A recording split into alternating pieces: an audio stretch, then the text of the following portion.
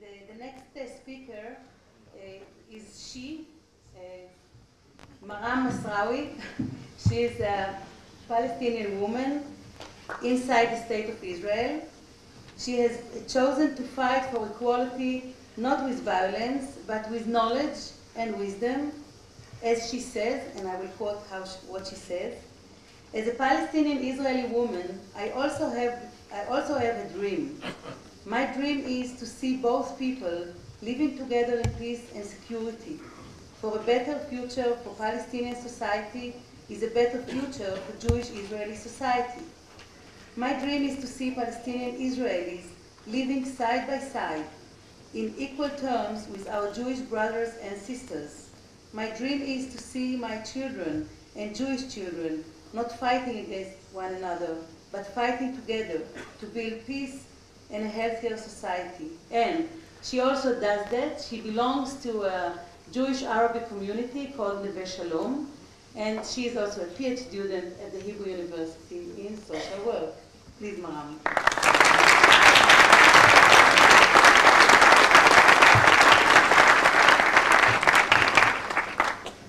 It's still morning, so good morning.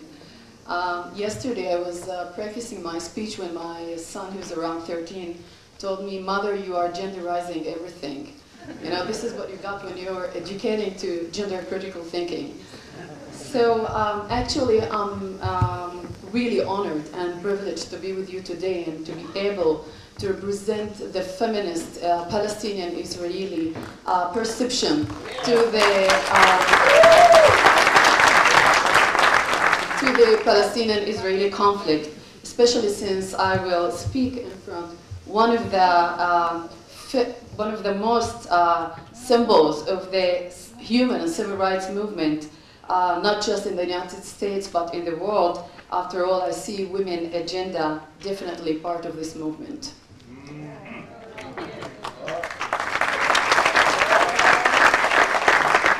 I will start by saying that the security and the social anarchy that has overtaken Palestinian society in the West Bank, Jerusalem and Gaza, in the wake of Hamas taking over of the Gaza Strip, has created a sense of deep frustration among the Palestinian citizenry within Israel.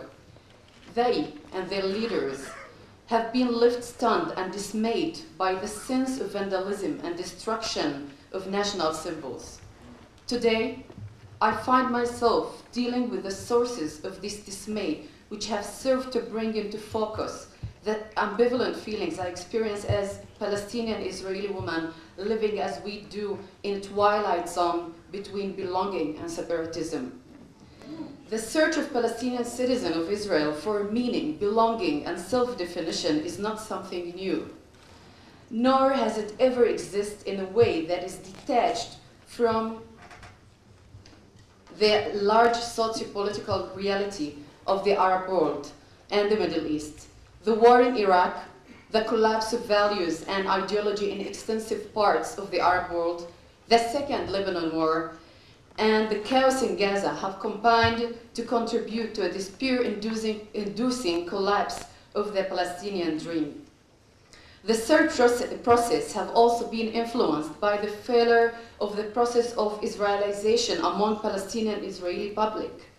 The main reason for the failure is the fact that there is no real difference between Israeliness and Jewishness.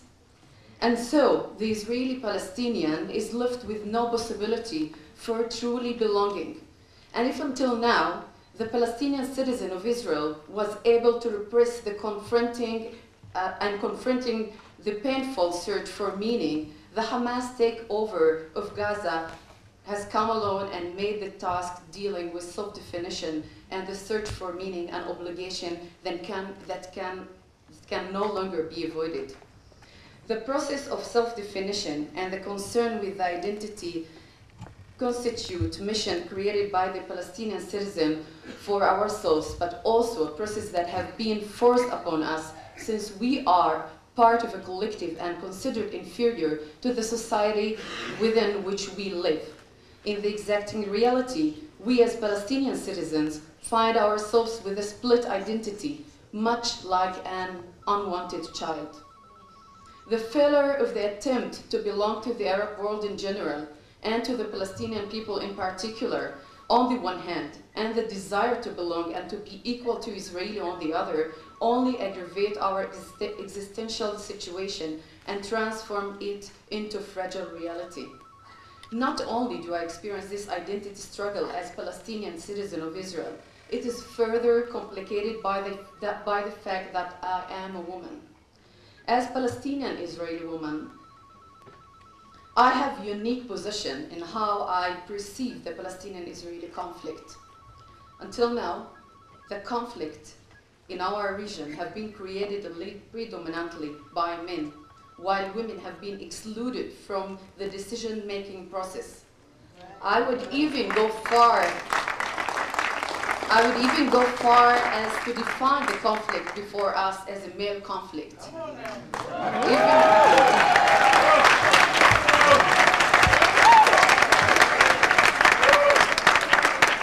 Even though women have not significant role in creating and continuing the conflict, they have definitely felt the consequences of conflict and war.